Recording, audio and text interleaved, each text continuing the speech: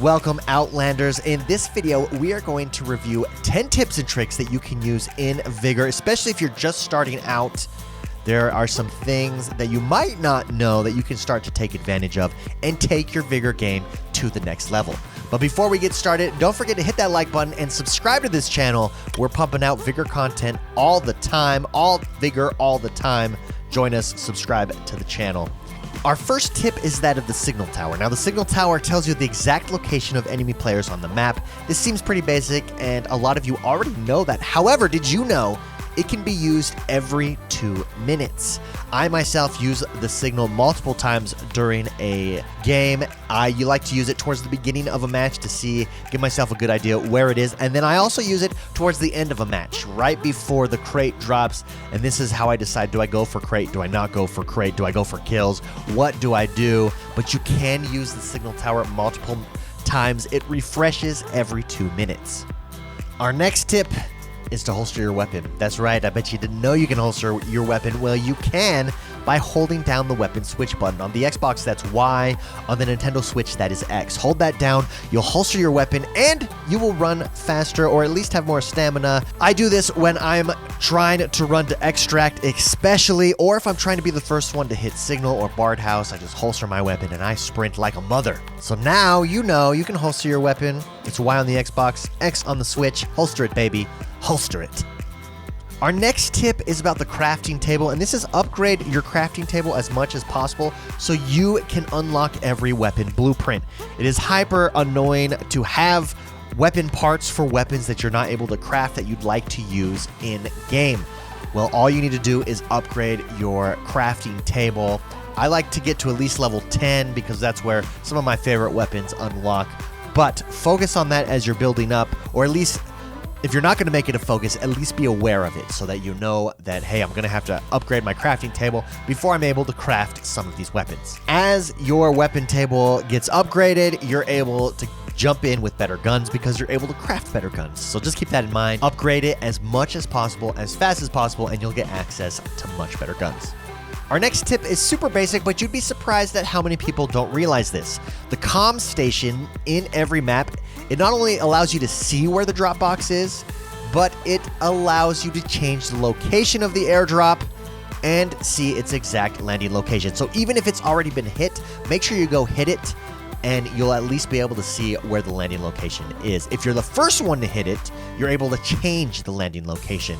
I always make sure I hit comm stations in almost every single match so that I'm aware of the exact location and I can set myself up to extract with the crate and get out of there with some sweet, sweet loot. Our next tip involves unlocking chests. Now, if you've ever come across a chest with a combination lock, all you have to do to unlock it is scroll through all the numbers until your controller vibrates. The number that the controller vibrates on is the correct number, and you'll just need to do this for all of the numbers on the lock in order to open up that crate. I love finding chests in match. These chests, I view it as bonus loot, because that's what it is. It's bonus loot. They're usually pretty decent, so make sure you search for them. If you've wondered how to unlock them, that's how you do it. Just scroll up until your number vibrates and then move on to the next number.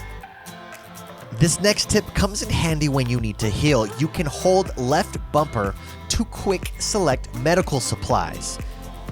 Let's say you have both antibiotics and painkillers, and you want to use the painkiller, not the antibiotics. Hold down that left button, select whatever one you want to use, and then hit right trigger and you'll be able to use it. Again, left bumper to quick select medical supplies. In a similar vein, you can hold down right bumper to quick select weapons. Now, this comes in handy. Sometimes you'll pick up a weapon, and when you tap Y, it doesn't switch to the correct weapon. Maybe it switches to the pistol you have, and you want the machine gun that you just picked up. All you have to do is hit that right bumper, quick select your weapon, and then you're good to go. We get questions on this all the time, and this is on pre-game upgrades, and this tip has to do with pre-game upgrades. Well, pre-game upgrades, they count for every player, except insurance. Insurance is only selected for yourself if you choose to purchase it. However, if you are in duos, you and your partner are insured if just one of you insure. The more people that buy these upgrades, the more effective they are. So if you see people starting to buy them, you want to push it over the top, that's a great time to purchase pre-game upgrades. One more thing on insurance is that everything you collect in a map that you're insured on. Let's say you jump in, you grab some food, you grab some wire and some electronics, and then you die. The food, wire, and electronics, everything you picked up still comes out with you. That's what insurance does. It's great, especially, again, for duos, because one insurance covers both of your teammates. Also, don't forget that pregame upgrades, they do count for every player. This next tip has to do with ammo. After reloading, you can actually reload your gun one more time and you chamber an extra round. This is great, especially when you come up against good players. Sometimes it's a life or death situation, whether or not you have that extra round in there. It's just great. I automatically do it every single match. Every time I'm reloading a gun, I want that extra round in there so that I have as much advantage over my opponent as possible. So if your gun is set to 30, let's say you're fully reloaded, you're at 30, you can hit that reload button again. It'll chamber one in the round, so you'll actually have 31 in your gun. Again, I recommend just getting into the habit of always doing this with all your guns. And finally, tip number 10, when you open up your map, you can actually see the direction that radiation is coming from, and this can help you pick your exits towards the end of a match. You typically want to be running away from the radiation to maximize your time in map. However, now they have iodine pills, so if you have to go towards the radiation, make sure you stock up on some iodine pills to safely extract. But just take a look at your map. Those red squiggly lines, that's the direction that the radiation will be coming from at the end of a map.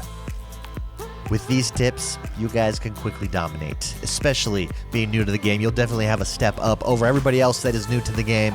If you'd like to see more videos like this, please go check out our beginner's guide. Our video just popped right there. It's the ultimate beginner's guide to new beginners in Vigor. Also, don't forget to like this video and subscribe to this channel. Have a good one, Outlander, and we'll see you next time.